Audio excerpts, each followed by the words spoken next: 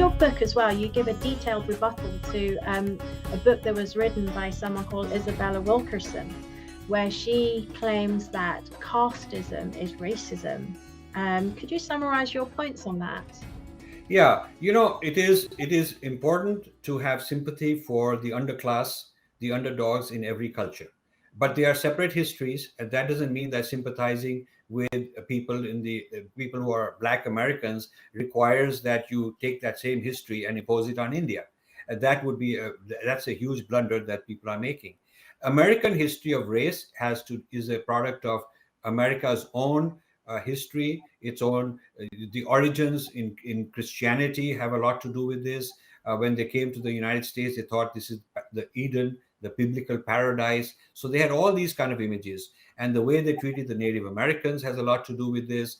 They wanted their land, and there was a huge racism-based genocide. And so the blacks were brought for economic reasons, for slavery, and then it turned into a black versus white racial kind of a whole discourse and a political system. Now in India, the biases are two kinds. The schism among communities are of two kinds. One is indigenous, where different jatis emerged, and they've had periods of tension and periods of harmony, and the jati structure is not the same throughout the India. So forget about being universal and same as racism. Even within India, the jatis in Assam and in Bengal and South and in Punjab, they are all very different. And in some cases, you have a certain domination. In some cases, you don't.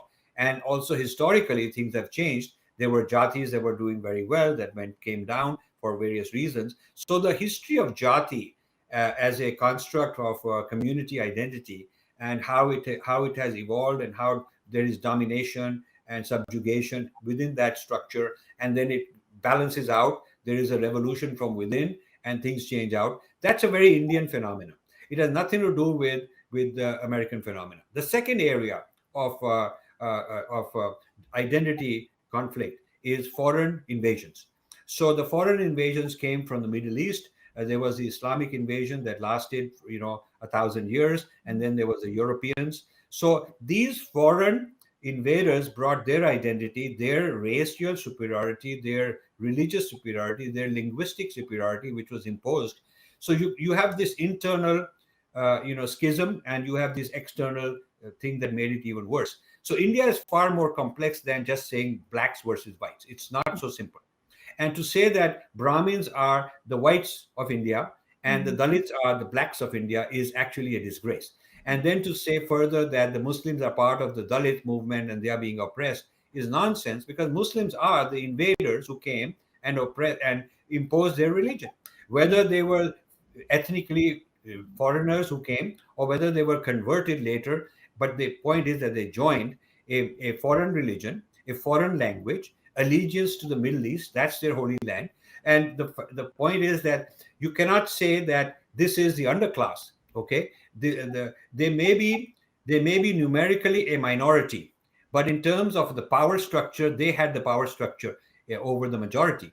The equivalent thing in America would be if blacks had invaded as a minority, taken over the whites, ruled over them for 1,000 years, oppressed them, imposed African languages on them, and imposed African religions on them. And now we would be saying, oh, okay, they are the oppressor. Of course, nobody would go for that. So while in the United States, the numerical minority have been oppressed historically, in India, the numerical minority, be it the Muslims who came from the Middle East and ruled for 1,000 years, or the Christians who came from Britain and ruled for 200-300 years, they are not the underclass. And even today, they are part of the global nexus. I mean, they are funded as part of their global nexus, be it the church, which is very powerful. Maybe it's a small minority in India, but it's not a minority globally. And it's certainly funded and given political support, given media support, lobbying and all that. And that is hardly similar to, say, the African American. Because the African American, I feel really sympathetic for them. They're not part of a global nexus of Africa ruling the world. They're not like that. So they need our sympathy. But I think and this, by the same token, I will say the Dalits need our sympathy, because if they have been oppressed and if there are cases of discrimination and bias, which there are, and these are systemic, we have to change them. But we cannot diagnose a disease in the United States and impose that diagnosis on every other civilization, because they have their own problems, they have their own histories. If you go to Mexico, the history of oppression is very different. It's not black versus white. If you go to China, it's very different. It's not black versus white. So this business of Americanizing the social structure of another country is an act of arrogance, and therefore I oppose this business of saying that caste equals racism, because it certainly doesn't. And what caste equal racism is trying to achieve is privilege the American liberal scholars in places like Harvard, the American left, privilege them as the people who will control the discourse of India.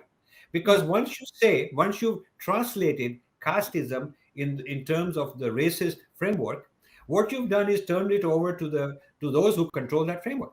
And now people in India, when they want to learn something about caste, be it the Supreme Court or be it somebody else in education, they'll have to go to Harvard and get direction on what to think about caste. That's a recolonization of India. That's a recolonization of the social sciences and humanities of India by saying that all of this should be mapped onto an American framework. Americans have enough problems of our own here in this country, and there's no sense in exporting this kind of a rhetoric and bringing divisiveness and conflict within another country. So for all these reasons, I oppose this. Yes, it sounds like Isabella Wilkerson built her hypotheses completely on a debunked colonial trope.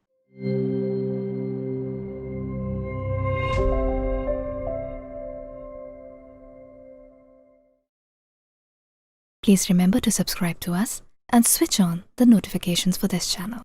For our other social media links, more content, and to support our work, please visit citti.net. Dhanyavad. Namaskar.